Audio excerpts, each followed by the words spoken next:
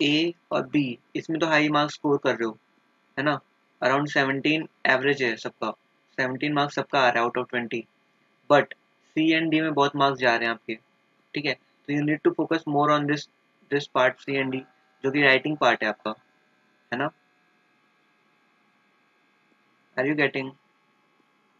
हाँ बिल्कुल। तो देखो, ये जो एमसीक्यू वाला पार्ट था वो तो सबका ही ऑलमोस्ट राइट ही हुआ सारा,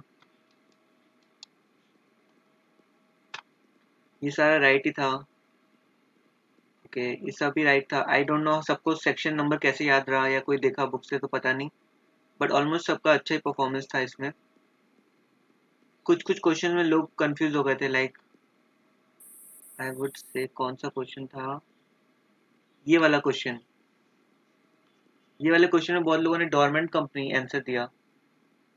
the shares of the members except in dash company में बी फ्रीली ट्रांसफरेबल, ये क्वेश्चन एक्सेप्ट दिया हुआ, except except in the private company, है ना। क्या होगा इसका आंसर? हाँ प्राइवेट ही होगा। एक मिनट, प्राइवेट तो ऑप्शन नहीं था। The share of the members except in the dash, public company ना, पब्लिक कंपनी ये बोले कि देखो एक्सेप्ट, एक्सेप्ट वर्ड को देखना होगा हम लोग पहले, एक्सेप्ट पब्लिक कंपनी को छोड़ के, अरे गलत हो गया, यहाँ पे प्राइवेट होगा ना, क्या यार, हाँ यस सर। आना चाहिए। हाँ वो प्राइवेट तो हम ऑप्शन लोग में क्या नहीं करके था, रखे बस हो, मैंने हाँ प्राइवेट लिखा था। हाँ प्राइवेट होगा ये।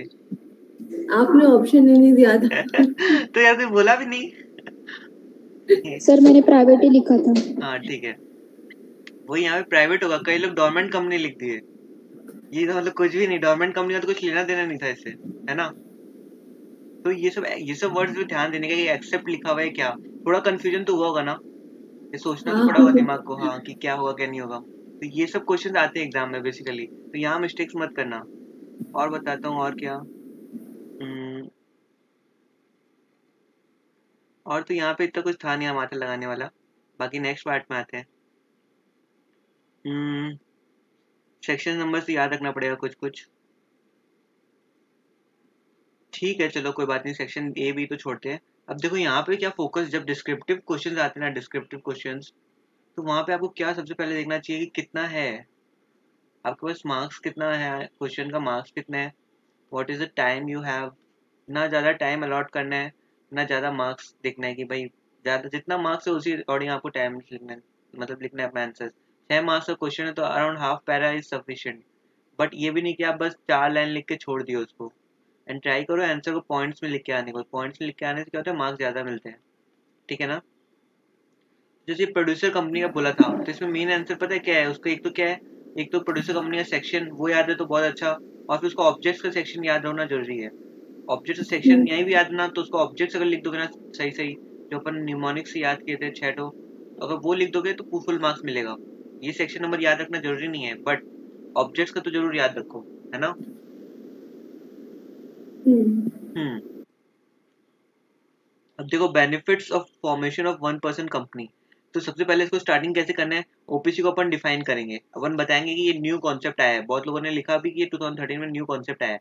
अब फिर उसके बाद मेन आंसर इसका सिर्फ इस पार्ट का रहना चाहिए, ज्यादा तो कितना मार्क्स मिलेगा एग्जाम में, 1 मार्क्स मिलेगा, मिलेगा तो नहीं तो हाफ मार्क्स रहेगा ऑफ इंट्रोडक्शन। बट आपको यहाँ पे मेन पूछा क्या, बेनिफिट्स, तो बेनिफिट्स का एटलीस्ट कितना मार्क्स, यहाँ पे 4 मार्क्स है, तो no one has written 4 points, at least नहीं भी आता ना तो कुछ तो लिखो। एक तो हो गया तुम्हारा लेस कैपिटल इज रिक्वायर्ड, है ना, और एक कंपनी का बेनिफिट मिलता है, दैट इज लिमिटेड लायबिलिटी लिख दो इसमें, है ना। स्टार्टअप्स को प्रमोशन मिलेगा, हमारी इंडिया की फॉर्मेलिटीज भी कम होती है। हाँ फॉर्मेलिटीज कम होती है, लीगैलिटीज कम होती है, जल्दी इनकॉर्पोरेट हो जाती है, और क्या बोला था और एक चीज कि इसको मतलब वो सब नहीं करना पड़ता, क्या कैश फ्लो स्टेटमेंट वो सब नहीं सबमिट करना, बहुत सारे डॉक्यूमेंट जो बाकी कंपनीज को सबमिट करने पड़ते हैं वो सब नहीं करने पड़ते इतने, है ना। तो वो सब तुमको लिखना था 4 पॉइंट, तो उसका 4 मार्क्स मिलता। अगर ऐसे नहीं भी आता है तो 2 पॉइंट लिख के मत आ जाओ, कुछ भी लिखो वहाँ बेनिफिट 2 एक्स्ट्रा लिख के आओ, ताकि लगे एग्जामिनर को कि हाँ भाई 4 पॉइंट तो लिखा है कम से कम, उस 2 में कुछ गड़बड़ है तो वो उसका 1 मार्क्स देगा और बाकी 2 का 2 मार्क्स देगा। अगर 2 मार्क्स लिख के आओगे तो उसमें से 1.5 देगा या 2 देगा ज्यादा, अगर अच्छे से लिखा है तो, है ना। पर यहाँ एक लिखना है तो 1 मार्क्स एक्स्ट्रा मिलेगा, तो ये हमेशा ध्यान रखो। अगर बेनिफिट्स पूछता है, एडवांटेजेस पूछता है, फीचर्स पूछता है, तो जितना मार्क्स है उतना आपको लिखना ही होगा, तभी एक एक मार्क्स तो वो रहता है, ठीक है। Yes sir. हाँ, अब देखो आर्टिकल्स ऑफ एसोसिएशन, इसमें क्या क्या लिखना था अपने को, 4 मार्क्स का क्वेश्चन था। इसको सबसे पहले डिफाइन करना था, कौन से सेक्शन में है क्या नहीं है। इट्स ये सब वर्ड जो आना चाहिए वो आंसर में आने चाहिए। Charter document, it is bylaws, है ना, रूल्स एंड रेगुलेशंस, है ना, company works, anything beyond the articles of association और MOA is ultra vires act. ये सब वर्ड तुम्हारे आंसर में होने चाहिए। ओके, एंड देन हम लोग क्या लिखना था, कंटेंट्स जो हम लोग निमोनिक्स बनाए उसमें से कुछ तो लिखो। जैसे सबसे पहले हम लोग याद ही अभी इंटरप्रिटेशन था, फिर लीन था, फिर मतलब क्या क्या था, शेयर कैपिटल था, और जैसे बहुत कुछ था, है ना, मीटिंग था, बोर्ड मीटिंग था, और जनरल मीटिंग था, और फिर बहुत कुछ ये सब कॉल्स पॉइंट। On share. हाँ, calls on share, forfeiture on share, है ना, और वो कैपिटलाइजेशन ऑफ प्रॉफिट, और वो सब। तो ये सब बहुत कुछ था अपने पास यहाँ पे लिखने के लिए, है ना। तो ये सब पॉइंट्स का मार्क्स मिलेगा अपने को। अब समझ आया अपने को ये याद क्यों रहेगा, कि अपन आर्टिकल्स ऑफ एसोसिएशन एक्चुअल में देख चुके कि वो होता कैसे है ना। सेम चीज उसमें लिखा रहता, और एक चीज क्या रहता, ऑब्जेक्ट्स वगैरह लिखा होता। तो ये सब अपने को लिखना होगा पॉइंट्स में, तब जाके अपने को मिला 4 मार्क्स। ये क्वेश्चन एक्चुअल में आना चाहिए 6 मार्क्स का। अब देखो 6 ऑब्जेक्ट्स, एक दो जन को छोड़ के बाकी कोई ढंग से नहीं लिखा इसको। कुछ लोग तो पता क्या किए, जो हम लोग पढ़े थे ना, जैसे मान लो क्या प्रोडक्शन, हार्वेस्टिंग, सब फर्स्ट वर्ड लिख दिए सिर्फ। ऐसे तो नहीं चलेगा, इसमें 6 मार्क्स मिलेगा बताओ। उसके आगे भी तो था, मैन्युफैक्चरिंग, डिस्टिलिंग, वो सब, है ना, मार्केटिंग। तो वो सब भी थोड़ा बहुत तो लिखो। मतलब बस ऐसा था कि मैंने जो निमोनिक्स याद करा लिया, उसका पहला वर्ड याद कर लिया अपन। बट ठीक है वो भी चीज, बट वो तो एक्स्ट्रा ही लर्न कर रहे हैं हम लोग। बुक में तो दिया हुआ ही नहीं कि ऑब्जेक्ट्स क्या है प्रोड्यूसर कंपनीज का। But you need to learn थोड़ा आगे का भी, है ना। तब जाके हमें 6 मार्क्स मिले। और ये कितना इजी कर दिए थे अपन की याद करना है कि प्रोड्यूसर कंपनी ऑब्जेक्ट्स क्या क्या है। पहले वो प्रोडक्शन करता है, फिर प्रोसेसिंग होता है, फिर मार्केटिंग यहीं पे होता है, और फिर उसके बाद डिस्टिलिंग वगैरह जो भी प्रोसेस होता है वो यहाँ पे हम लोग इजी कर दिए थे, तो उसको याद कर लेना। अब डिफाइन है फॉरेन कंपनी। फॉरेन कंपनी में पता है बहुत लोग क्या मिस्टेक किए। एक तो क्या लिखना, देखो इसमें मेन वर्ड्स क्या क्या है, इनकॉर्पोरेटेड आउटसाइड इंडिया, ये तो होना ही चाहिए, ठीक है। और plus place of business in India होना चाहिए। और फिर ये तो लिखे वो लोग, बट क्या किए पता है क्या किए, यहाँ पे लिखे फिजिकल नहीं लिखे, या फिजिकल लिखे तो फिर इलेक्ट्रॉनिक नहीं लिखे। अगर एक भी चीज नहीं लिखते हो तो फिर अमेजोन का तो यहाँ टैक्स लग ही नहीं सकता ना, वो तो फॉरेन कंपनी मतलब हुई नहीं ना। अगर इलेक्ट्रॉनिक नहीं लिखते हो, सिर्फ फिजिकल लिखते हो, तो फिर अमेजोन का तो फिजिकल कोई शॉप है ही नहीं यहाँ पे इंडिया में, तो वो फॉरेन कंपनी हुई नहीं, है नहीं। तो ये अपने को लिखना बहुत जरूरी है, ये दो टर्म्स, ये दोनों टर्म्स नहीं लिखोगे ना तो फिर मार्क्स नहीं मिलेगा। पूरा 4 मार्क्स इसी चीज का ही है। और फिर एक एग्जांपल दे सकते थे अपन।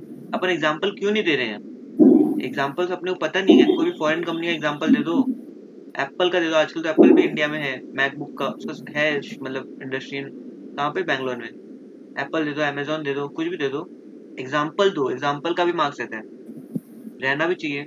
और distinguish between M O and A O A, उस टाइम तक हम लोग नहीं किए थे इतने डिटेल में, है ना।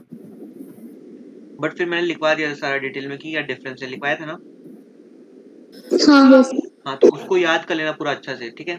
और एक चीज देखो, डिफरेंस कैसे लिखते हैं हम लोग। डिफरेंस लिख रहे हो जो भी टैबलो फॉर्म में लिखे वो बहुत अच्छा किए, बट डिफरेंस लिखने का एक तरीका होता है, देखो। बेसिस के साथ। हाँ, बेसिस ऑफ डिफरेंस के साथ लिखना होता है। जैसे मान लो ये यार आपका डिफरेंस का, ये 2 लाइन खींचे अपन स्केल से बनाना, और फिर यहाँ पे पतला सा थोड़ा सा जगह छोड़ के, तो ये रहा डिफरेंस अपना एओए, यहाँ पे हो गया एमओए, ठीक है। अब इससे 6 मार्क्स का क्वेश्चन आता है। तो देखो यहाँ पे क्या लिखेंगे, बेसिस ऑफ डिफरेंस, कि मतलब किस बेसिस पे हम लोग डिफरेंस करें इन दोनों को। सबसे पहले हम लोग क्या लिखेंगे बताओ, मीनिंग। जनरल टर्म में उसका मीनिंग क्या होता है, यहाँ पे लिख देंगे बाई लॉज होता है, basic document describing the incorporation of a company. फिर क्या लिखेंगे हम लोग सेकंड में, ये डेफिनेशन, डेफिनेशन लिखना होगा। फिर यहाँ पे समझ आया, डेफिनेशन लिखो यहाँ पे, यहाँ पे लिखो यहाँ पे ऐसे। और तुमको फिर ऐसे क्या होगा, पॉइंट्स भी तुम्हारा बढ़ेगा। मीनिंग में तुम कुछ भी मीनिंग लिख दिए समझो, डेफिनेशन में तुम डेफिनेशन जो दिया हुआ है वही लिखोगे। फिर यहाँ पे क्या होगा, सेक्शन नंबर लिख दो, याद है तो। सेक्शन नंबर तो सबको याद था, तो फिर यहाँ पे सेक्शन नंबर अलग से लिख देते हो तो फिर कितना अच्छा रहेगा बताओ, है नहीं, है ना।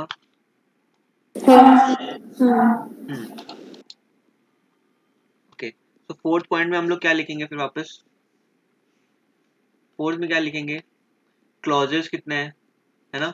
एमओए एओए यहाँ पे था और एमओए यहाँ पे। एमओए में कितने थे, 5 क्लॉजेस, ये 7 क्लॉजेस जितने भी थे, है ना, उनको नेम कर सकते हैं अपन। फिर क्या कर सकते हैं, फिर जो भी पॉइंट्स है फिर आगे का जो लिखवाया गया है वो सारा ऐसे करके लिखना, बट यहाँ बेसिस ऑफ डिफरेंस होना चाहिए, समझ आया ना। और अगर 6 मार्क्स का क्वेश्चन है तो कितने डिफरेंस होने चाहिए, एटलीस्ट 6 डिफरेंस मेन होने ही चाहिए। तुम लोग ने सिर्फ किसी ने 2 डिफरेंस लिखा, किसी ने 4 डिफरेंस लिखा, है ना, तो ऐसा नहीं चलेगा। एक एक डिफरेंस का एक मार्क्स होता है, तो you need to write this way, वरना फालतू का मार्क्स जा रहा है तुम्हारा। ओके, तो ये हो गया। अब देखो फॉरेन कंपनी का डेफिनेशन बता दिया, एमओए का डिफरेंस बता दिया। अब क्या था अपना, discuss the types of companies on the basis of liability of its members. क्या था इसमें, क्या होगा आंसर, लायबिलिटी, हाँ कंपनी लिमिटेड बाय शेयर, हाँ बोलो तो, लिमिटेड शेयर, एक अनलिमिटेड कंपनी, एक गारंटी कंपनी, है ना। Company limited. तो मैंने बोला था ना सबको कि मतलब एक चार्ट तो इंसर्ट कर दो, तो company where members types of company depending on the liability of members, ठीक है, ऐसे समझ लो ये है। तो इसको तुम लोग ऐसे नहीं लिख सकते क्या,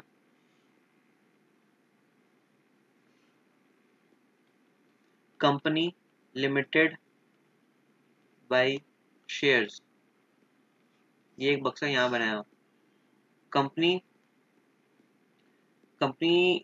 हैविंग अनलिमिटेड लायबिलिटी,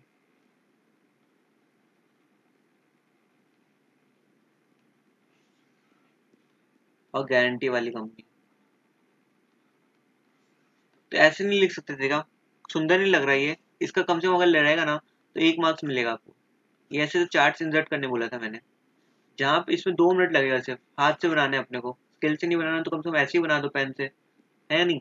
और क्या रहेगा, अगर आंसर में मतलब एग्जाम में ऐसा रहा हो कि मतलब आप स्कैन करके वहाँ फोटो खींच के अपना कुछ भी एक्स्ट्रा लिख लो, वो कर सकते हो। जैसे कि इस टाइम था अपने दिसंबर में, या आपको कुछ मतलब चार्ट्स वार्ट्स डालना है या कुछ करना है, तो आप ऐसे उसको लिख के चार्ट्स में बना के वहाँ पे वो एक ऑप्शन रहेगा कि मतलब स्कैन करके ऐसा कुछ, ठीक है। तो आप वो आप उस पर क्लिक करोगे ना, तो क्या रहेगा, आपका वो कैमरा ऑन हो जाएगा और फिर आप उसमें जो पेपर हाथ में रख के वो आपके सामने फोटो के सामने वो खींच लेगा उसको। तो ऐसे पता भी चलता है कि आप पढ़ के आए हो, आपका प्रेजेंटेशन अच्छा है ना। तो 2 मिनट लगेगा, तो ऐसे आपको कर देना चाहिए अगर 6 मार्क्स का 8 मार्क्स का क्वेश्चन है तो, है ना। अब देखो क्या है, नॉन प्रॉफिट, ये तो ठीक था।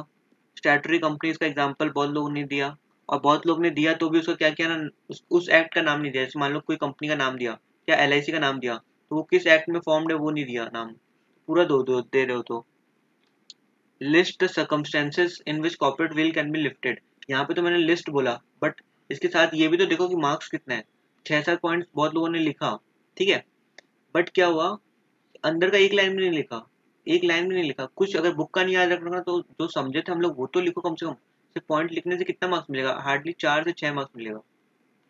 एक्सप्लेन करने का भी मार्क्स रहता है, तो 8 मार्क्स का क्वेश्चन, ये सिर्फ लिस्ट करने के लिए थोड़ी ना होगा, है ना।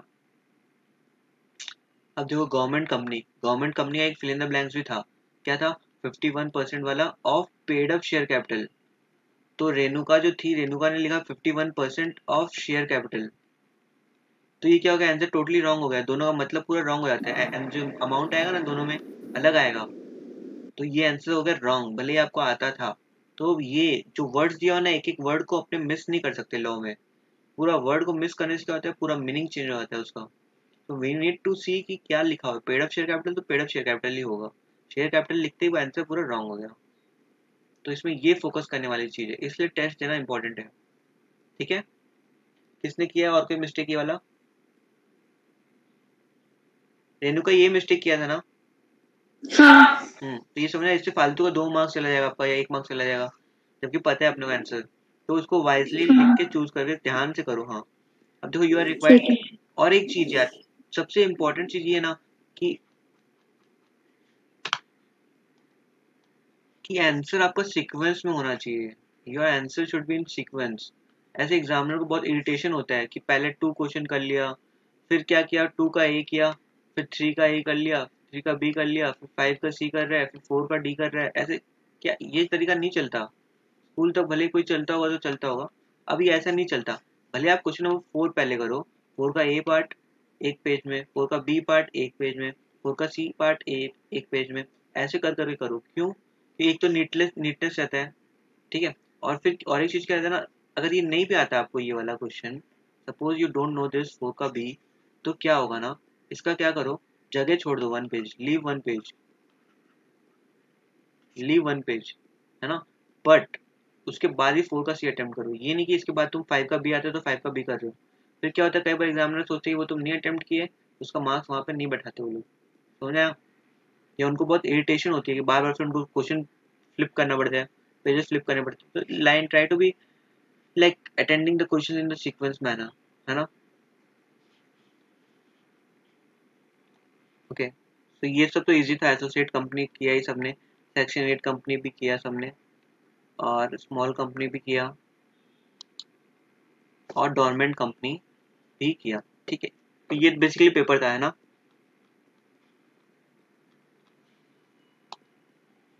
अब हम लोग देखते हैं, दिव्या है क्या? Yes sir. ओके, ये तुम्हारे पेपर है ना। हाँ। ओके, देखो दिव्या, फर्स्ट मिस्टेक यहाँ का था, रूल तो ठीक है एकदम, रूल बेस्ड नहीं होगा, based past form, rule based, ठीक है। वैसे मार्क्स नहीं काटा मैंने इसका, बट हाँ। रूल बेस्ड होगा, डी होगा, ठीक है ना। छोटा छोटा मिस्टेक्स को ध्यान रखो, मैं मतलब मिस्टेक्स बहुत ज्यादा निकाल रहा हूँ क्योंकि परफेक्ट होना है अपने को, है ना।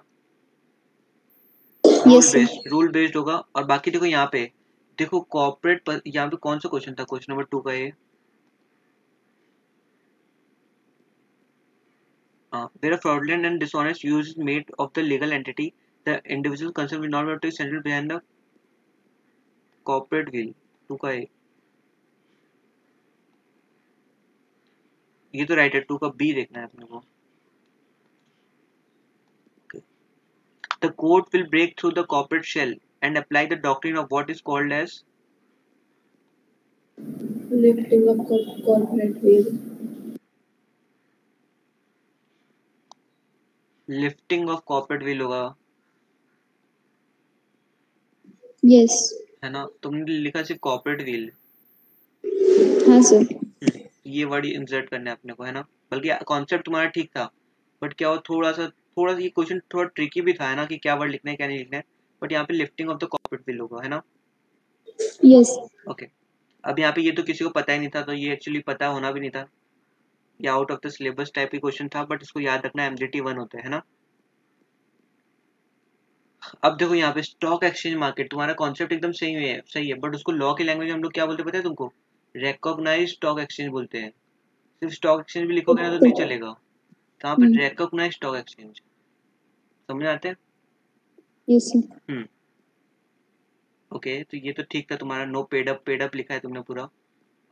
रजिस्ट्रार लिखोगे ना तो रजिस्ट्रार ऑफ कंपनीज लिखो उसकी जगह, बल्कि, है ना, आरओसी भी मत लिखना, ट्राई टू हाँ। लाइक उसको बड़ा पूरे एक्सपेंड करके लिखो।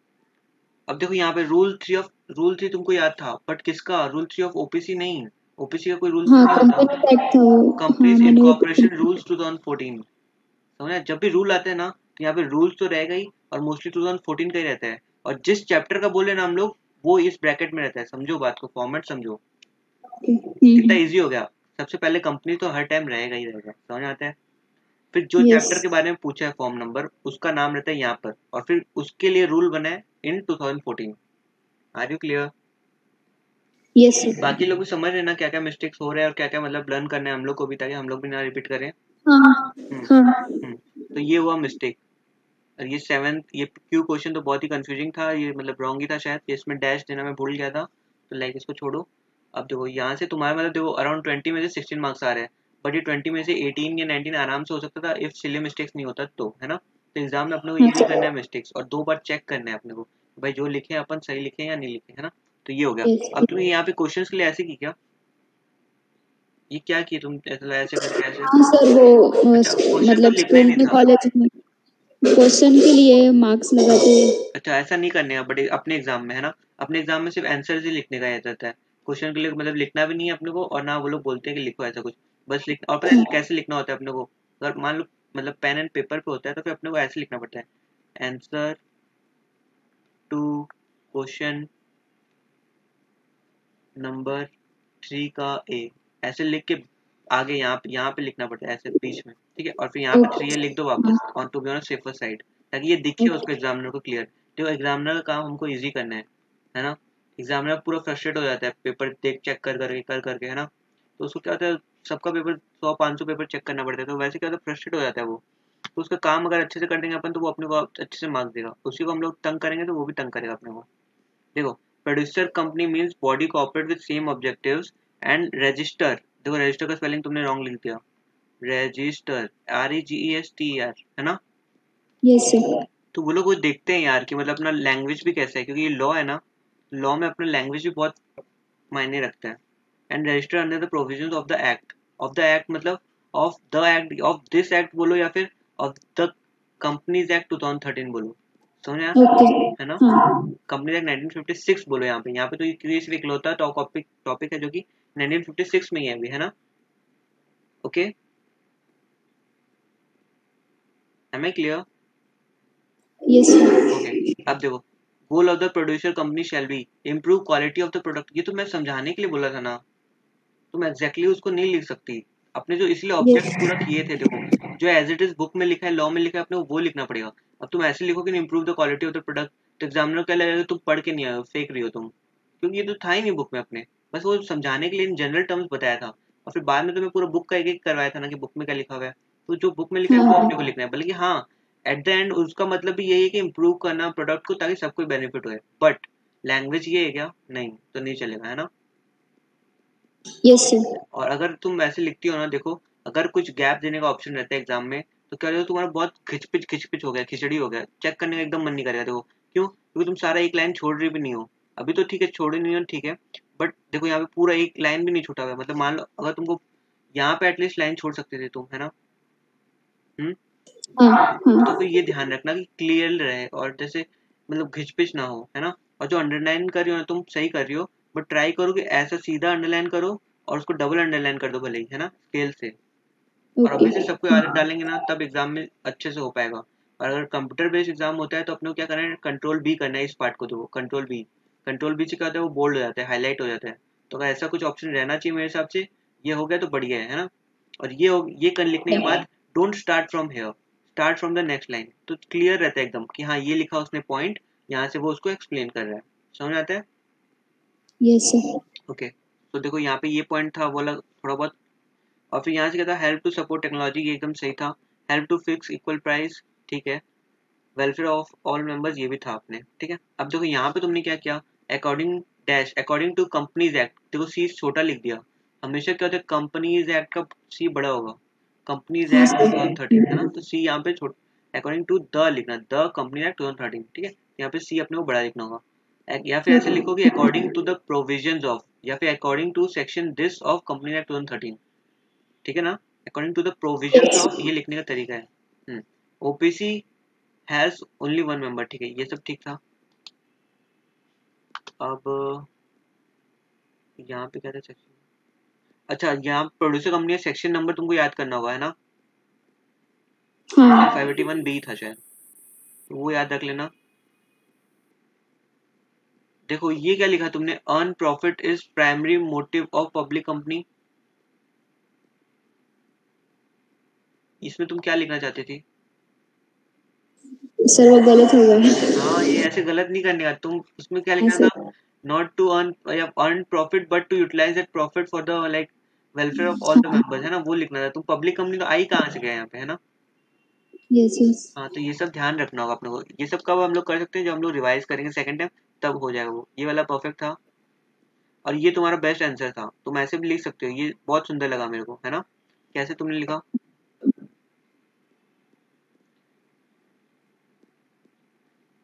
तुमने क्या किया, मैंने नहीं था। किसी को मिस्टेक पता चल रही है फर्स्ट लाइन में,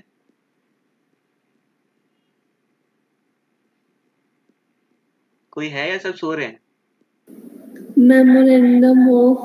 मेमोरेंडम की स्पेलिंग गलत है। हाँ और सर आर्टिकल्स एसोसिएशन लिखा ना। हाँ तो ये क्या कर दिया तुमने यार। हाँ और आर्टिकल का भी क्या स्पेलिंग लिख दिया। आर्टिकल मेरे को लग रहा है वो कट किया हुआ है, वो मेरे को ऐसा लग रहा है। तो यहाँ पे भी देख लो ना, यहाँ तो क्लियर एकदम, हाँ यहाँ पे क्लियर है, मतलब तुमने दोनों का भरत मिलाप करा दिया पूरा, मेमोरेंडम का और आर्टिकल का, है ना। ऐसे नहीं करने का, देखो देखो एकदम क्लियर, देखो ये तो होता है यार सबके साथ होता है, क्यों, क्योंकि हम लोग अभी इनिशियली फर्स्ट टाइम पढ़ रहे हैं ना। देखो क्या होता है, memo memo RAN random, memorandum of association, बस ये है। तो इसको कैसे याद रखना है अपने को, देखो MOA होता है और ये AOA होता है ना। और यस सर। आर्टिकल का स्पेलिंग देखो ये होता है ART, आर्ट ICLE, आर्टिकल है ना, आर्टिकल, ये वाला नहीं रहेगा, ठीक है, ये मिस्टेक है। तो हमेशा ये ध्यान रखना तुम। और इसको पता है क्या करना, एटलीस्ट 20 टाइम्स अपने कॉपी में लिखना इस स्पेलिंग को, तब जाके तुमको पूरा हमेशा के लिए याद हो जाएगा। और अभी हम लोग इतना हाईलाइट करके बोले ना इसको, तो then you won't repeat this mistake in exam. समझ, इसको दिमाग में घुसा लो अपने। ये यस रॉन्ग सर। होते ही पता क्या इंप्रेशन जो चल रहा है, इसको आर्टिकल का स्पेलिंग नहीं आता, अंदर जो लिखी होगी पक्का फेक के लिखी होगी या किसी का छाप के लिखी होगी। तो ये ऐसे नहीं, ये इंप्रेशन हम लोग एग्जामिनर को नहीं देना है। बल्कि देखो तुम कितना अच्छे से प्रेजेंट किया, मीनिंग भी लिखा तुमने, है ना। तो वैसे करो, MO is a document that contains all, ये सब तो ठीक था सारा। और ये कहाँ से पढ़ा तुमने, MOA can't be amend, AOA can be amend, ये थोड़ा देखना, ये पॉइंट मेरे को नहीं ठीक लगा। वैसे तो हम लोग बाद में डिस्कस कर लिए सारा क्या क्या डिफरेंस लिखना है, बट ये पॉइंट मत लिखना, है ना। Yes sir. ये बहुत अच्छे से लिखा था तुमने, बाकी किसी ऐसा प्रेजेंटेशन नहीं था। ओके, तो ये भी ठीक था, परफेक्ट। और ये वाला कि company act can allow employ licence, अच्छा ओल्ड ओल्ड ओल्ड डैश क्या लिखा है यहाँ पे, देखो ऐसे मत करो, कुछ भी कुछ समझ में नहीं आ रहा। और अगर काट रहे हो ना इसको तो एकदम अच्छे से पूरा इज्जत से काट दो पूरा, कि दिखे नहीं, है ना। ये स्कैन करने में ऐसा हो गया होगा। बट यहाँ पे क्या हाँ लिखा है, सर। ओल्ड एक्ट है ये, पर लिख रहा है आर्ट, आर्ट लिख रहा है ये, ठीक है। Old that companies act 1956 not having power to register, ये कहाँ पढ़े हम लोग। NPO तो उसमें भी होता था, हम लोग एक बार देखे थे, रोटी कपड़ा या कुछ, वो एक पता है क्या था, वो 1956 में रजिस्टर था। कई बार 1956 में भी रजिस्टर होते हैं यार, ठीक है ना। तो ये ऐसा नहीं हाँ होना सर। चाहिए कुछ भी, हाँ। और तुम रजिस्टर का स्पेलिंग रॉन्ग लिख रही हो, देखो जहाँ ई लिखना है ना तो वहाँ तुम R लिख रहे हो, रजिस्टर, रजिस्टर होगा, ठीक है ना। ई और ए में तुम मतलब मिस कंफ्यूजन कर रही हो, तो उस पर बहुत ध्यान यस दो, है ना। हाफ ऑफ मार्क्स ये लोग ऐसे ही काट लेते हैं, इनको तो काटना है बस, है ना। देखो यहाँ पे मिस्टेक है ना। Yes sir. ओके, अब देखो कॉर्पोरेट विल, अच्छा ठीक है सब। अब देखो तुमने, तुमको पढ़ा है, तुमने ये समझ में आ रहा है मेरे को, सब पढ़ा हुआ है। बट पता है तुमको क्या होता है, क्या नाम दिव्या, होता क्या है ना एक्चुअल में, ये जो हेडिंग्स होते हैं ना, वो एज इट इज तुमको लर्न होने चाहिए फ्रॉम द बुक। अपन खुद से नहीं बना सकते, भले उससे लग रहा हो कि अपन हाँ पढ़े थे। Company act as agent of itself, ऐसा था क्या, कोई बताएगा क्या था यहाँ पे।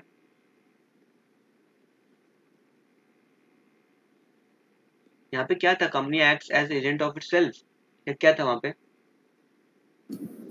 Whereas a company act as an agent of shareholders. हाँ, शेयर होल्डर्स। और फिर शेयर होल्डर्स था ना, तो इटसेल्फ हो जा रहा है यहाँ पे। हाँ। देखो unless until we do writing practice, तो ये मिस्टेक सबका होगा, ऐसा नहीं है कि सिर्फ इसी का होगा, हम लोग खुद का होता है।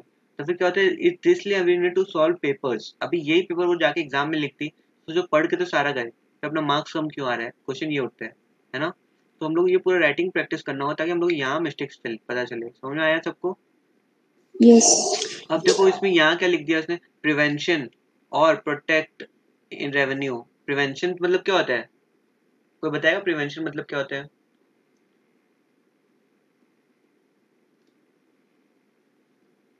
कोई तो बताओ यार, सोनम, स्वगातिका, पवित्रा। प्रिवेंट करना, हाँ, प्रिवेंट मतलब क्या होता है फिर। मतलब कोई गलती करने से उसको रोकना। हाँ, रोकना, किसी चीज को रोकना, है ना। तो क्या रेवेन्यू को हाँ, गवर्नमेंट इंक्रीज करना चाहेगी या रोकना चाहेगी। रोकना चाहिए। नहीं नहीं, इंक्रीज करना चाहिए। रेवेन्यू मतलब प्रॉफिट या इनकम, इनकम तो गवर्नमेंट इंक्रीज करना चाहेगी ना। हाँ तो प्रोटेक्ट हाँ। ये करना प्रिवेंशन चाहिए। वर्ड रॉन्ग हो गया ना यहाँ पे, प्रिवेंशन लॉस ऑफ रेवेन्यू होगा ना। तो ये यस। प्रिवेंशन वर्ड यहाँ पे मीनिंग चेंज हो जा रहा है, समझ में आ रहा है तुमको दिव्या।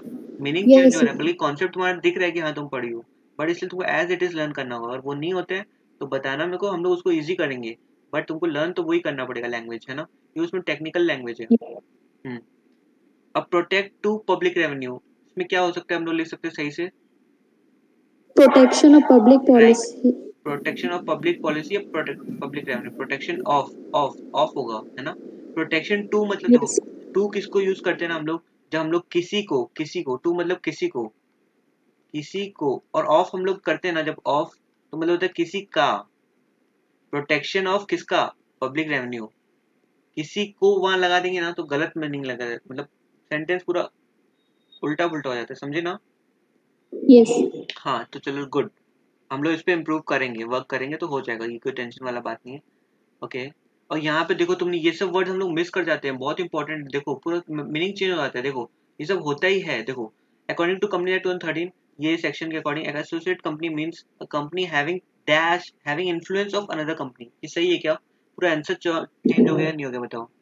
हैविंग सिग्निफिकेंट इन्फ्लुएंस है या नहीं? ये वर्ड जो था वो बहुत इंपॉर्टेंट था या नहीं था? इन्फ्लुएंस तो देखो एक वर्ड पे भी हो सकता, 1% पे भी हो सकता है ना भाई, है ना? बट यहाँ पे कितना इन्फ्लुएंस बोला? 20% का इन्फ्लुएंस बोला ना, उसी को तो सिग्निफिकेंट इन्फ्लुएंस बोलते हैं एसोसिएट कंपनी में। यस तो यहाँ पे तुमको लिखना होगा सिग्निफिकेंट वर्ड यूज करना ही पड़ेगा, और फिर यहाँ पे सिग्निफिकेंट को अलग से एक्सप्लेन भी करो। तुमने यहीं पे लिख दिया ना, बुक में देखना, पहले डिफाइन किया इसको, फिर सिग्निफिकेंट का मीनिंग अलग से बताया है ना। तो अगर 3 मार्क्स का अगर तुम 3 लाइन लिखोगे ना तो तुमको लगेगा एग्जामिनर सिर्फ 1.5 मार्क्स ही देगा, क्योंकि तुमने पूरा मिक्स कर दिया है ना, है ना?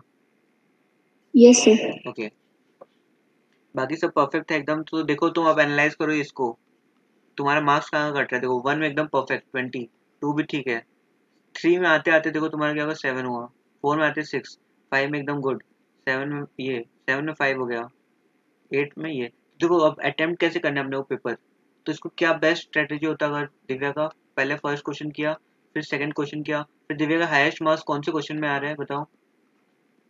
20 फर्स्ट क्वेश्चन। हाँ फर्स्ट तो क्वेश्चन हो गया 20, सेकंड हो गया 16, फिर अब वो नेक्स्ट क्वेश्चन को कौन सा अटेम्प्ट करना चाहिए था?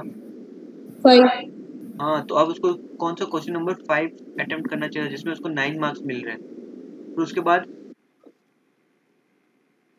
8 8 क्वेश्चन, हाँ 8 क्वेश्चन में उसको 8 मार्क्स मिले। तो दिव्या देख रही हो इंप्रेशन एग्जामिनर का बढ़ता है, तुम यहीं पे देखो यहाँ तुम्हारा मार्क्स गिरने लग गया।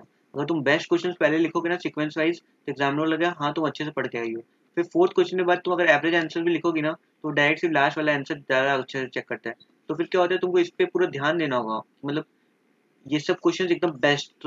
तो your first question, first 4 question should be, या 2 question 3 question should be best, ताकि उसमें कुछ भी काटा फूटी नहीं होना चाहिए, कोई मिस्टेक नहीं होना चाहिए, ताकि एग्जामिनर को लगे ये पढ़ के आया। समझ आया सबको? Yes sir. तो दिव्य समझ आ गया तुम्हारा मिस्टेक्स? Yes sir.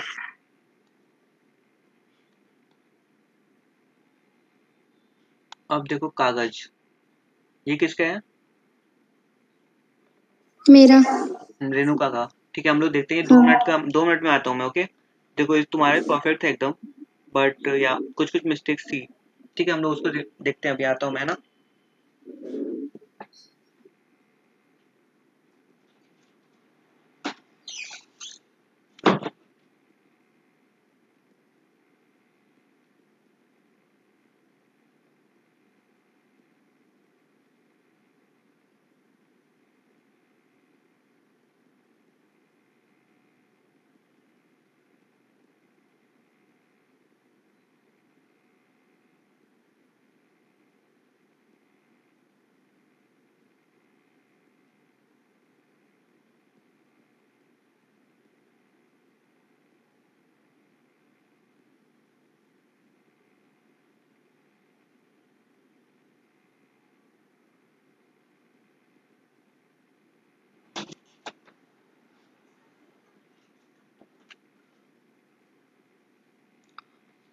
ओके तो देखो तुम्हारा फर्स्ट क्वेश्चन तुम्हारा भी बहुत सही था है ना, एंड तुम्हारा प्रेजेंटेशन और हैंडराइटिंग बहुत अच्छा है, तो दैट्स अ प्लस पॉइंट है ना।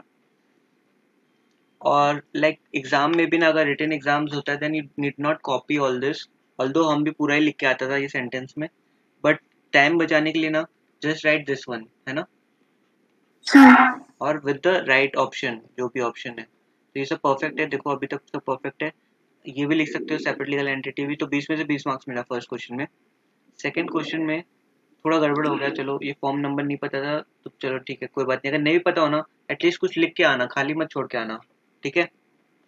हाँ। अब देखो यहाँ पे ये गड़बड़ हो गया ना, 51 सब कुछ दिख रहा है यहाँ पे, ये गड़बड़ मत करना कोई। यहाँ गड़बड़ क्या हुआ?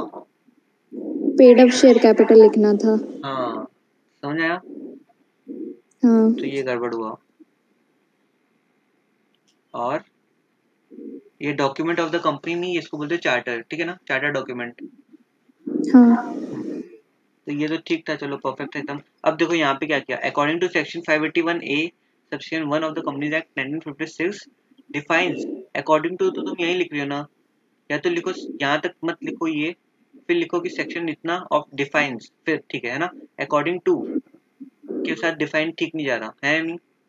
हाँ अब देखो क्या, producer company is a body corporate whose objects are specified in, ये क्लियर है क्या? देखो ऐसा घोच पौच नहीं करने का, जब तुमको पता है अगर हाँ ये श्योर नहीं हो, उसको बेवकूफ बना रहे हो, तब भी वो क्या करेगा, ऐसे सर्कल कर देगा, है ना। बाकी सब परफेक्ट है एकदम।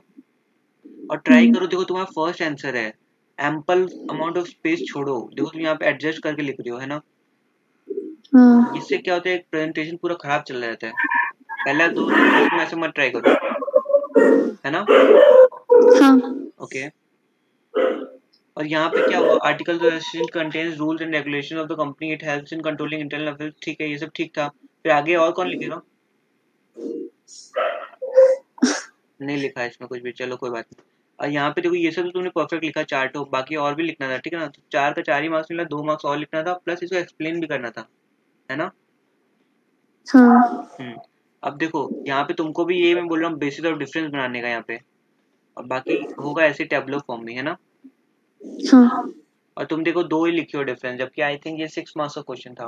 तो ऐसे ऐसे लिखो, देखो मीनिंग क्या है, डेफिनेशन क्या है, कौन से सेक्शन में है ये, है ना, हाँ क्या मिलता है क्या। क्लॉजेस हाँ क्लॉजेस लिखो, तो वो सब होगा। और यहाँ पे देखो on the basis of liability, मैंने बोला था ना चार्ट इंसर्ट करो, देखो। और यहाँ कितना घोष पहुंचे, तुम लोग पेपर क्यों बचा रहे हो, यहाँ पे एक लाइन छोड़ो, इसको अंडरलाइन करो, डबल अंडरलाइन करो, ऐसे ऐसे करो, समझ आया। और यहाँ पे एक चार्ट बना सकते हो शॉर्ट में कि इसका ये डिवीजन ऐसे ऐसे होता है, 3 टाइप का, है ना।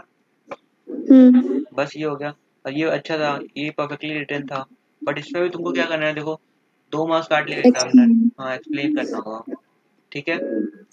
हाँ ओके। फिर और इसका लैंग्वेज थोड़ा गड़बड़ हो गया था, देखो देख लेना थोड़ा। और बाकी तुम्हारा परफेक्ट है एकदम, प्रेजेंटेशन वगैरह सब बेस्ट था, है ना। थोड़ा इम्प्रूव करोगे तो ये 85 तक पहुंचा सकता था अभी, है ना। हाँ बाकी बेस्ट था, बस थोड़ा इम्प्रूवमेंट करना है और कुछ नहीं, है ना। रखता हूँ, मैं इसको बंद करूँगा ना। ठीक है ये किसका था, आई वाई क्या, मैडम क्या नाम था उनका। ओके जो भी था, देखो यहाँ पे देखो वापस सेम कॉर्पोरेट गवर्नेंस, गवर्नेंस का मिस्टेक स्पेलिंग रॉन्ग दिख रहा है किसको? हाँ देखो तो ये मिस्टेक हो गया ना, यहाँ पे आधा मार्क्स यहीं चला जाएगा। और देखो बहुत लोग कंफ्यूज कर रहे हैं, देखो कॉर्पोरेट यहाँ पे लिफ्टिंग और कॉर्पोरेट वाली नहीं है, यहाँ पे वो कॉर्पोरेट पर्सनैलिटी, कुछ लोग सिर्फ कॉर्पोरेट व्हील लिख रहे हैं, उस कॉन्सेप्ट को बोलते हैं लिफ्टिंग और कॉर्पोरेट व्हील, है ना। हाँ और यहाँ पे देखो ये सब छोटे मोटे मिस्टेक हो रहे हैं सब। और यहाँ पे आरओसी मत लिख के आना, सिर्फ फुल फॉर्म लिखना है ना। अब यहाँ पे सिर्फ रूल 3 हाँ लिख दिया, बताओ रूल 3 ऑफ व्हाट, मार्क्स मिलेगा क्या? नहीं नहीं, पूरा नाम लिखना होगा।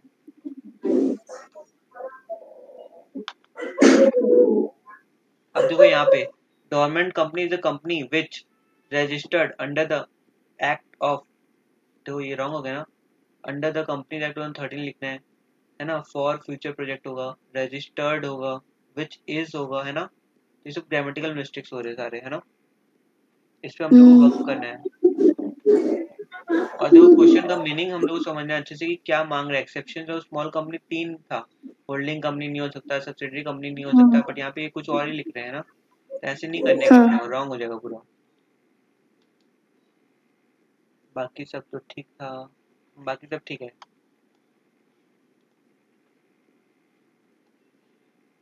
ओके तो ये निधि का था, तो निधि का परफेक्ट। निधि यहाँ पे कंफ्यूज हो गई कि लिमिटेड या अनलिमिटेड वाले में। और ये डोरमेंट यहाँ पे निधि से एक्सपेक्टेड नहीं था कि डोरमेंट क्यों किया, डोरमेंट क्या सोच के किया। उसमें प्राइवेट था ही नहीं, मैंने कहीं ओह हाँ किया सॉरी, तो डोरमेंट कुछ भी करके आ जाओगे क्या यार। लिख तो यार उसमें कुछ भी, है ना। ठीक है जो भी था ठीक है, तो मैं बोलना पहले चाहिए। प्राइवेट लिख रही थी, मैंने हाँ कहा इसमें प्राइवेट तो है ही नहीं हाँ मुझे। ठीक है। कई बार ऐसा रॉन्ग क्वेश्चन आ जाते हैं एग्जाम में, जहाँ एग्जामिनर टेस्ट करते हैं कि आप क्या लिखते हो क्या नहीं, ठीक है। चलो उसका 1 मार्क्स मिल जाएगा, कोई बात नहीं। तो फिर ठीक है, तुम लोग दोनों का मतलब टाई अप हो गया। इसका रेणुका का हुआ और निधि का हुआ, है ना। और सबका 1 मार्क्स इंक्रीज, ठीक है, ये सब परफेक्ट है एकदम। अब यहाँ पे मिस्टेक्स क्या हुआ, वही देखो तुम भी लिखी था स्टॉक एक्सचेंज, बट हुआ क्या, रिकॉग्नाइज स्टॉक एक्सचेंज। MGT 1 तो एक्सपेक्टेड नहीं था कि किसी को भी याद रहे, ठीक है। और यहाँ पे रूल 3 का पूरा लिखना था। रूल 3 क्या नाम है वो, है ना? तुम लिखी नहीं, हाँ याद नहीं मैंने था ये। हाँ या मुझको याद ही नहीं था। हाँ, वो थोड़ा टफ है ये सब सारा याद रखना, बट हाँ धीरे धीरे हो जाएगा। ठीक है, ये सब देखो तुम वो सब याद रखी जो हम लोग पढ़े थे इजी इजी में, प्रोडक्शन, प्रोसेसिंग, है ना? प्रोडक्शन का थोड़ा और लिख दो कि प्रोडक्शन करना कैसे क्या कहता है ना। मैन्युफैक्चरिंग था वर्ड, उसी को दो चार लैंग्वेज में थोड़ा लिख दो कि थोड़ा लगे कि हाँ बड़ा भरा है। ये पूरे खाली लग रहा है पूरा, पहला ही चीज थोड़ा भरने का इसमें, बाकी सब तो परफेक्ट था। अब इसमें 5 मार्क्स, ठीक है। ये क्या है? Benefits of formation, the minimum requirement for company formation.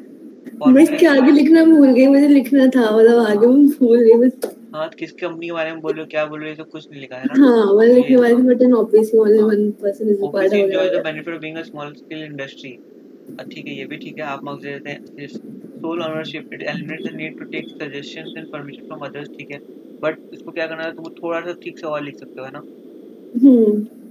Table F in schedule and provide the matter that must be combined in your of the company, ठीक है। 6 objects of producer company, ठीक है। हाँ इसमें अंदर में अंदर का नहीं लिखा बस, इसलिए 1 मार्क्स कटेगा। हाँ ठीक है। फॉरेन कंपनी, यहाँ गड़बड़ कर दी ना, यहाँ मैं होता तो हाँ एकदम यहाँ 0 मार्क्स देता। मैंने वो नहीं लिखा। ये तो मेन ही है, इसी से तो फॉरेन कंपनी का मतलब किसी कंपनी को हम लोग with in definition of foreign company लाएंगे ही। यही नहीं लिखा तो मैं तो पूरा 0 मार्क्स देता, बट फर्स्ट टाइम था इसलिए चलो ठीक है। ओके, अब यहाँ पे बेसिस ऑफ डिफरेंस डालना है अपने को, और सब कुछ 2 ही क्यों लिख रहे हो? 3-3 मार्क्स करेगा क्या? ये स्कूल नहीं है, यहाँ 1-1 मार्क्स का एक डिफरेंस रहता है, ठीक है। और यहाँ पे एग्जांपल देना था स्टैट्यूटरी कंपनी का, ठीक है ना। मैंने अपनी सारी मिस्टेक्स लिख ली हैं जो अब आज इसको एक्सप्लेन करने से हो जाता है, और बाकी सब तो ठीक था, है ना। और ट्राई करें यार थोड़ा सा बड़ा लिखने का, है ना। बाकी हैंडराइटिंग तो परफेक्ट है, बट हाँ थोड़ा सा बड़ा हो सकता है ना। चलो ठीक है। अब पूर्वा तो है नहीं ना शायद, चलो पूर्वा नहीं है तो पूर्वा ने सिर्फ एमसी को सॉल्व किया था, तो छोड़ो उसको। ओके, तो बेसिकली ये था पेपर, अपन ने लर्न किया ना अपने मिस्टेक से। हाँ तो ऐसे टेस्ट देना बहुत जरूरी है एग्जाम के पहले। Like we can not just go in the exam and give the test, exam का हॉल का टेस्ट डायरेक्टली। तो अब हम लोग करेंगे, देखो कंटिन्यू करते हैं। Subsidiary company not to hold its in its holding company, not to hold क्या, शेयर्स या securities in its holding company. अब पता है ना होल्डिंग कंपनी सब्सिडरी कंपनी का क्या कॉन्सेप्ट था, पढ़े थे ना हम लोग। बोर्ड ऑफ डायरेक्टर, मतलब उस बोर्ड का कंपोजिशन का पावर, या फिर और एक चीज क्या था, वोटिंग राइट्स था ना कुछ। Voting power. हाँ, तो वही तो वैसे बनता है एक सब्सिडरी कंपनी।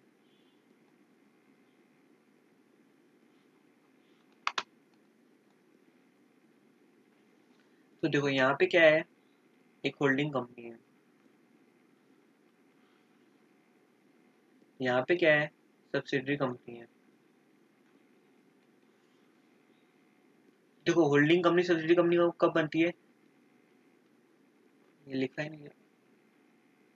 ओके, तो देखो 2 कंडीशंस होते हैं कब, या तो देखो जब ये बोर्ड ऑफ डायरेक्टर्स का कंपोजिशन को वहाँ पे 50% ज्यादा, मतलब वहाँ पे अपॉइंट करना या रिमूव करना वो लोग के पास अगर पावर है, या फिर वोटिंग पावर है greater than 50%, if I am not wrong, है ना।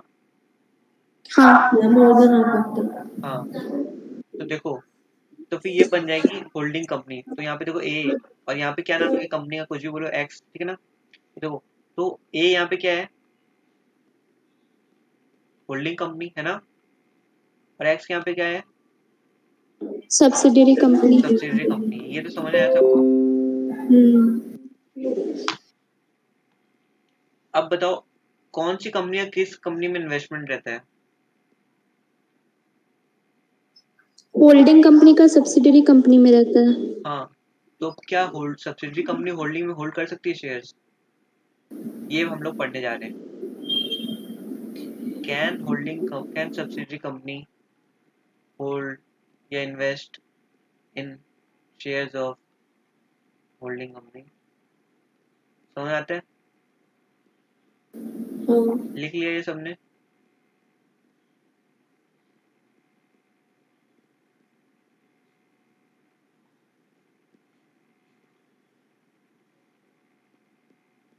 ये नोट कर लो, फिर हम लोग पढ़ते हैं आगे।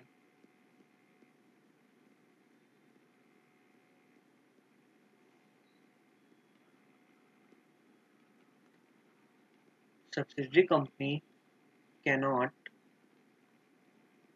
hold shares of its holding company.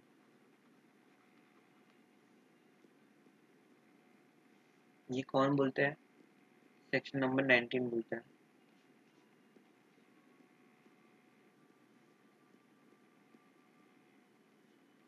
Either by himself or through its nominees। हुआ? लिख लो फटाफट।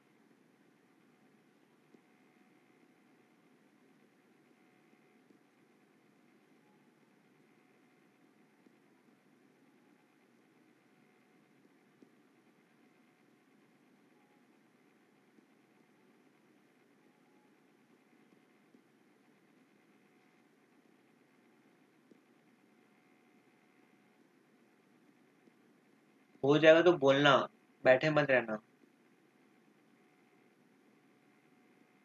हो गया। सबका हो गया ना?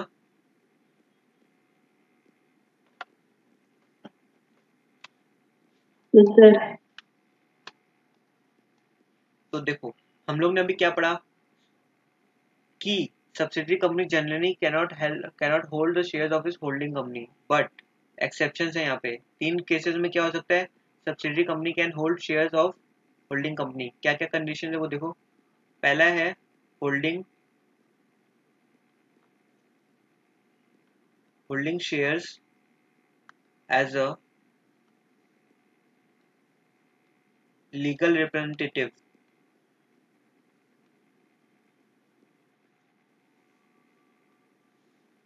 of a deceased member।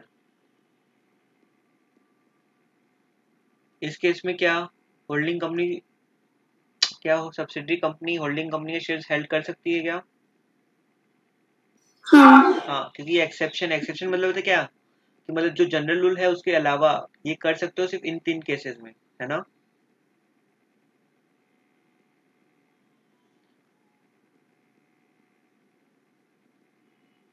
समझ आया? दूसरा क्या है? Holding shares as a trustee.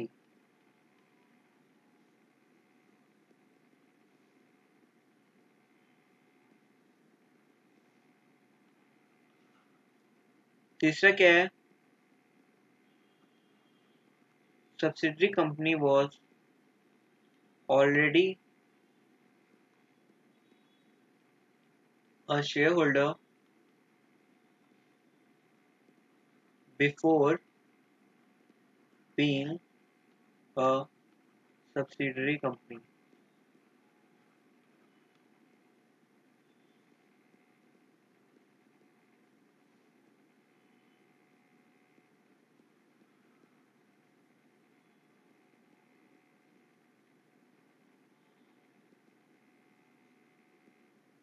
देखो सबसे पहला क्या है, अगर वो लीगल रिप्रेजेंटेटिव के तौर पे अगर वो हेल्ड कर रही है तब कोई प्रॉब्लम नहीं है, ठीक है ना? वो कर सकती है।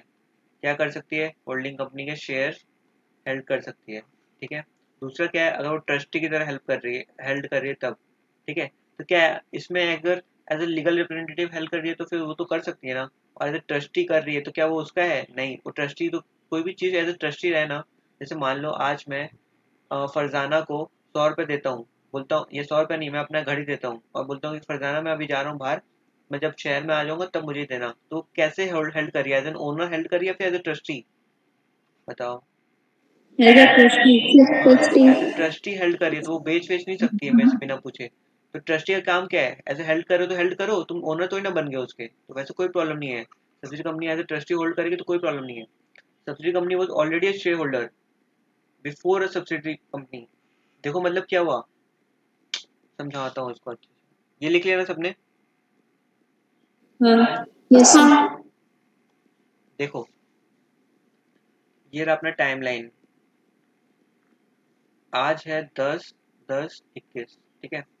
अब 12/5/21 इस डेट को देखो, सब्सिडरी कंपनी जो XYZ है, XYZ कंपनी जो है उसके पास रिलायंस के 500 शेयर ऑलरेडी हैं, ठीक है। बट यहाँ पे कब 10/8/21 को रिलायंस ने XYZ को सब्सिडरी कंपनी बना लिया। यहाँ तक सबको समझ में आता है क्या? हाँ है ना। तो अब रिलायंस क्या हुई? Holding company. रिलायंस हो गई अपनी होल्डिंग कंपनी और ये हो गई सब्सिडी कंपनी। सब्सिडी कंपनी का नाम क्या अपने एग्जांपल में XYZ है ना, XYZ है ना नाम, हाँ वो सब्सिडी कंपनी है अपने एग्जांपल में। और रिलायंस क्या अपनी होल्डिंग कंपनी है। तो देखो रिलायंस के शेयर्स के पास पहले से थे या नहीं थे? देखो यहाँ पे सब्सिडी कब बनी वो देखो,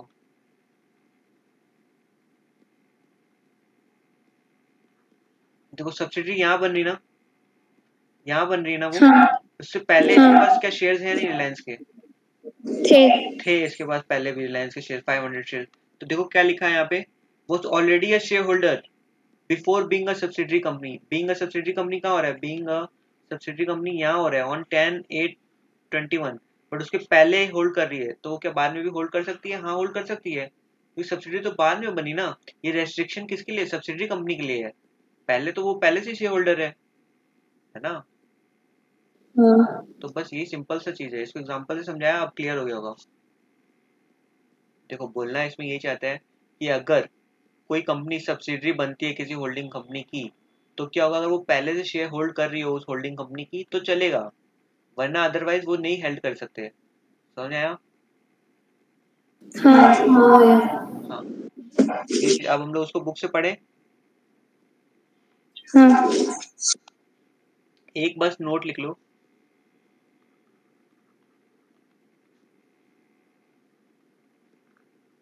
the subsidiary company who was already a shareholder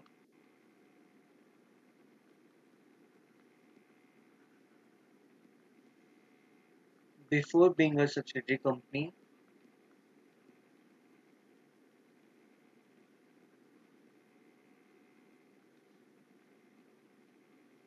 will not be entitled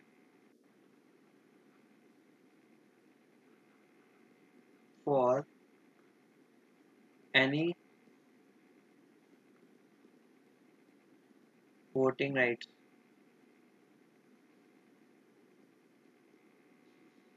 on its holding। समझ में आता है? देखो बोल क्या रहे हैं ना,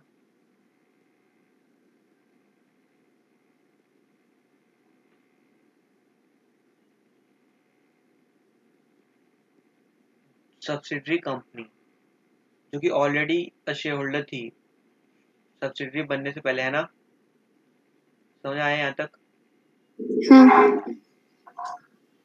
विल नॉट बी इंटाइटल, अच्छा जिसके पास शेयर होता है उनको वोट करने का राइट होता है ना। हाँ बट यहाँ पे क्या बोल रहा है? It will not be entitle for any voting rights. यहाँ पे उसको वोटिंग राइट्स नहीं मिलेगा ऑन इट्स होल्डिंग। समझ आ रहा है? बस ये चीज याद रखने का है और कुछ नहीं है, बस नियम कानून है, इसको क्या समझाऊंगा, बस मीनिंग समझ लो कि क्या है क्या नहीं है। अब चलो हम लोग बुक से पढ़ते तब हम लोग पूरा क्लियर हो जाएगा। लिख लिया ना वो? हाँ तो देखो section 19 provides that no company shall either by itself or its through its nominee, हम लोग पढ़े ये चीज, hold any shares in holding company and no holding company shall allot or transfer to any of its subsidiary company and any such allotment or transfer to subsidiary company shall be void. मतलब क्या बोले, ना तो holding company subsidiary को देगी ना subsidiary company holding का लेगी। समझ आया? हाँ हाँ this shall not be applicable, तो कब एप्लीकेबल नहीं होगा? Where the subsidiary company holds such share as a legal representative of a deceased member, तब वो कर सकती है ना। हाँ अब सेकंड क्या है? Where the subsidiary company holds such share as a trustee, ये हम लोग where the subsidiary company is a shareholder even before it became a subsidiary company of the holding company। ये भी किया हम लोग, समझ आया? पहले से ही वो शेयर होल्डर है तो बाद में अगर वो शेयर होल्ड कर सकती है ना, बस यही चीज है। ठीक है, नहीं समझ आया क्या ये चीज? समझ आ गया। The subsidiary company shall have a right to vote at a meeting of the holding company only in respect of shares held by it as a legal representative or a trustee। तो हम लोग जो किए यहाँ पे, तो दो case में हम लोग को मिलेगा वोटिंग राइट। कौन कौन से दो केस में? लीगल रिप्रेजेंटेटिव और ट्रस्टी। हाँ देखो, सिर्फ इन दो केसेस में, इस केस में और ट्रस्टी के केस में। ऑलरेडी शेयर होल्डर के केस में नहीं मिलेगा वोटिंग राइट, समझ आया? याद रखना इसको, ओनली पहले दो केसेस में मिलेगा अपने को। समझ आता है सबको? हाँ।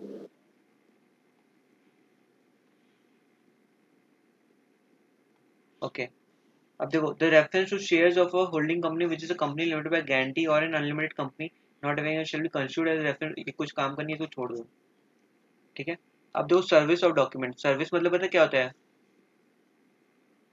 बता सकते कोई? हाँ, सर्व करना। सर्व करना मतलब गिव, टू गिव, है ना? है ना? वेटर हम लोग को क्या करता है? सर्व करता है डिनर। तो क्या होता है, वही किसी को हम लोग दे रहे हैं कुछ डॉक्यूमेंट। सर्व करना मतलब किसी को गिविंग ऑफ डॉक्यूमेंट्स।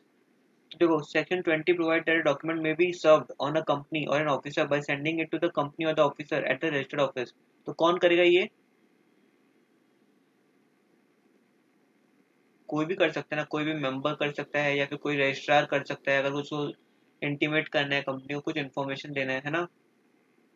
देखो क्या लिखा है, सेक्शन 20 प्रोवाइड दैट डॉक्यूमेंट, कोई भी document may be served on a company. May be served on मतलब गिवन टू अ कंपनी और an officer by sending it to the company at its registered office, है ना?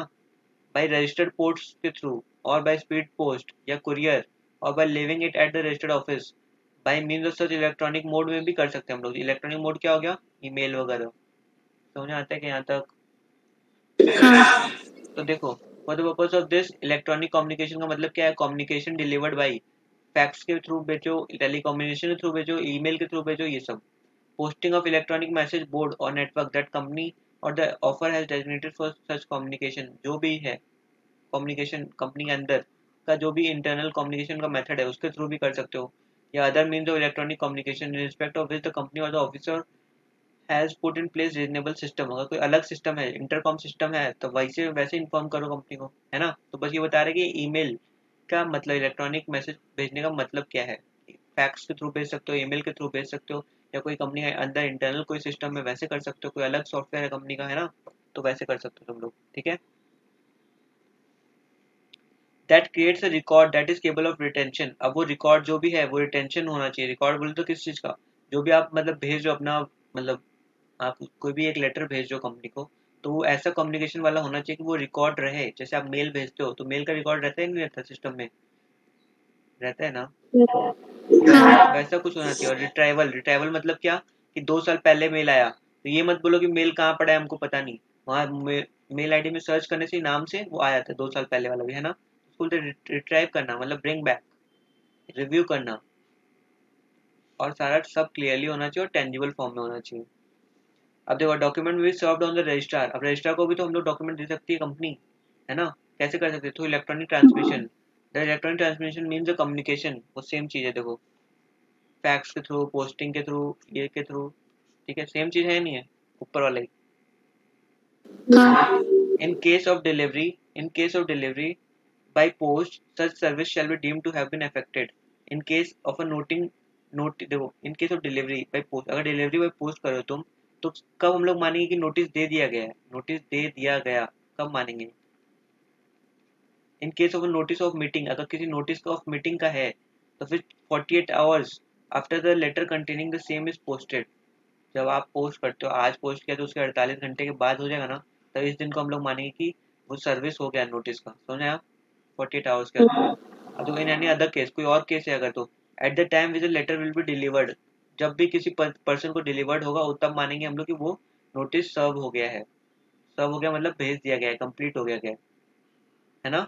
In the ordinary course of post. समझ आया? अब देखो, authentication of documents. Authentication of documents, proceeding and contract. Section 21 provides that a document of proceeding requiring authentication by a company, contract or on behalf of a company may be signed by any key measure person. कोई भी KMP sign कर सकता है. KMP में पता है क्या क्या आता है? MD आता है. होल्ड कौन कौन आता है बताओ? मैनेजिंग डायरेक्टर, हाँ, मैनेजिंग डायरेक्टर हो गया, होल टाइम डायरेक्टर हो गया, CS हो गया, है ना?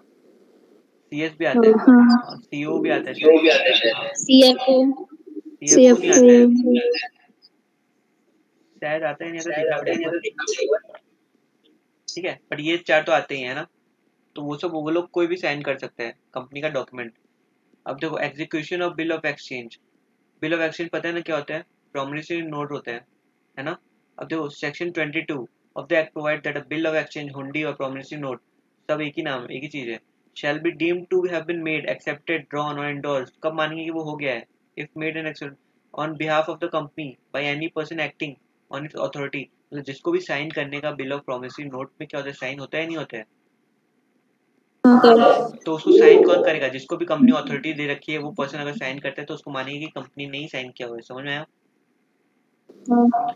A company may authorize any person, either generally or in respect of specified matters, by writing under its common seal. लिख के बता देगा कि भाई मिस्टर आकाश ये सब साइन करेंगे और मिस्टर रमेश साइन करेंगे अपना ये चेक अगर साइन करेंगे, तो ये सब लिखा है. ठीक है. और अगर कॉमन सील नहीं होती है तो क्या होगा? तो authorization shall be made by 2 directors करेंगे या फिर 1 डायरेक्टर एंड CS. ये हम लोग पहले ही पढ़े. अब इंटीग्रेटेड प्रोसेस फॉर इनकॉर्पोरेशन ये हटा गया. ठीक है, ठीक है ना. तो हम लोग यहाँ तक कर लिए. देखो अब ये तुम लोग सॉल्व करना, फिर हम लोग इस पर टेस्ट कर लेंगे. अब देखो वापस आता है कि सेक्शन 8 कंपनीज के डिटेल में आता है. सेक्शन 8 कंपनीज बारे में हम लोग पढ़े थे ना. हाँ तो अब हम लोग डिटेल में पढ़ेंगे कि basically how can we convert a section 8 company into a private company, है ना. तो वो सारा आएगा अपने को. देखो introduction. Under section 8 a company licence by the central government. तो सेंट्रल गवर्नमेंट लाइसेंस देती है अपने को, है ना. और which is akin to section 25 under company act 1956 form for non profit motive. तो किसने लिखा था ना कि मतलब सेक्शन मतलब ये इसमें नहीं होता है, कोई प्रोविजन नहीं था ओल्ड कंपनीज में. तो ओल्ड कंपनी में भी सेक्शन 25 था जो कि सेक्शन 8 कंपनीज का इनकॉर्पोरेशन के लिए रिस्पॉन्सिबल था. ठीक है ना. अब देखो फीचर्स ऑफ सेक्शन 8 कंपनी क्या क्या फीचर्स है, कैरेक्टरिस्टिक्स क्या क्या है, इसका ऑब्जेक्ट क्या क्या होता है हम लोग पढ़े थे. प्रमोशन ऑफ कॉमर्स, आर्ट, ये सब साइंस, है ना. तो कैसे याद रखेंगे हम लोग? कितने ऐसे यहाँ पे देखो, साइंस, स्पोर्ट्स, सोशल वेलफेयर, 3 तो S3. ये क्या हो जाएगा S3. और क्या है फिर A, R, R, R भी स्क्वायर है ना. तो यहाँ कर लो कार. C से क्या हो गया अपना कॉमर्स, C से हो गया कॉमर्स. A से क्या हुआ आर्ट्स. और R से क्या है अपना रिलीजन, है ना. S3 car, S3 car. S से क्या था स्पोर्ट्स. S से क्या है साइंस. और क्या है सोशल वेलफेयर. याद हो रहा है ये किसी को? हाँ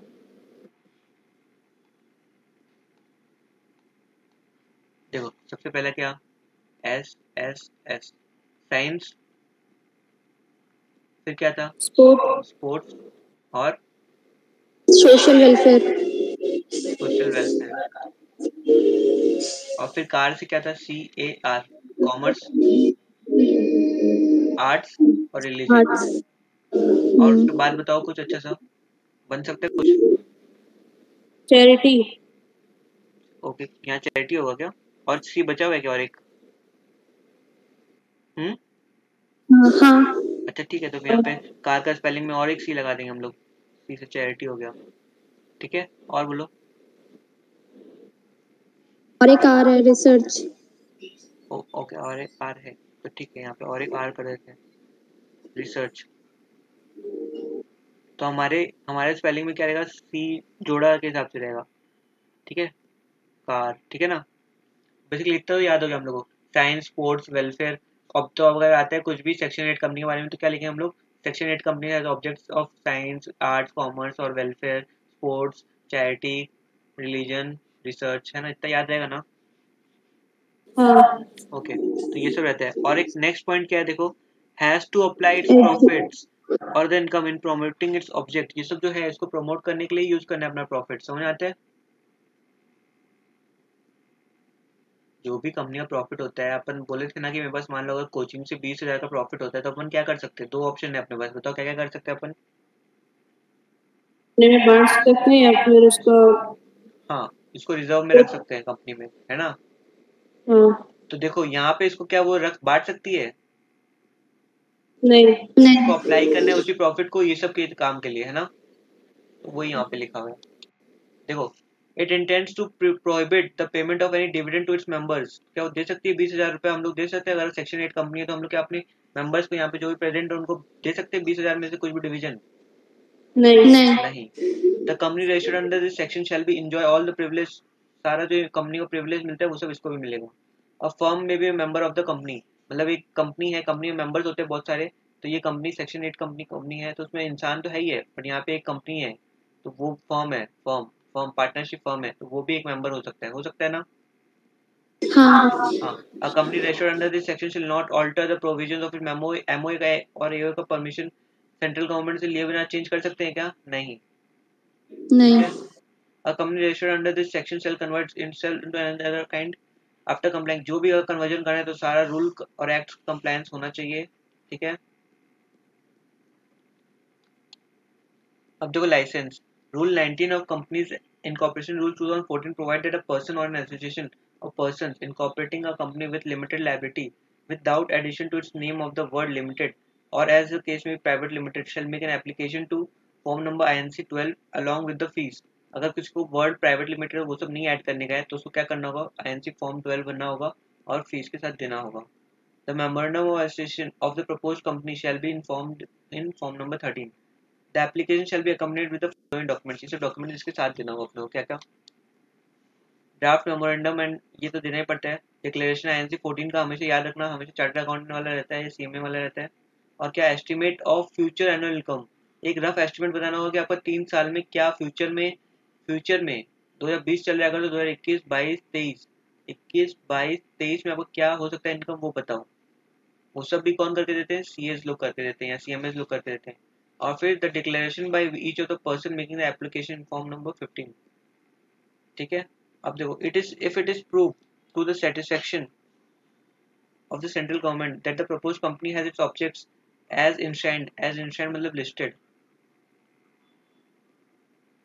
इन section 8 may by licence issued prescribed form, तो क्या होगा, allow the person to form a limited company without the, देखो बोला था ना सेंट्रल गवर्नमेंट अगर चाहे तो किसी भी OPC को without the use of word limited company या ये सब तो क्या कर सकते उसको अलाउ कर सकती है अगर उसका जो भी है ऑब्जेक्ट इसके अकॉर्डिंग है, किसके, उसके सेक्शन 8 के ऑब्जेक्ट्स के अकॉर्डिंग है जो कि हम लोग ऊपर पढ़े, है ना।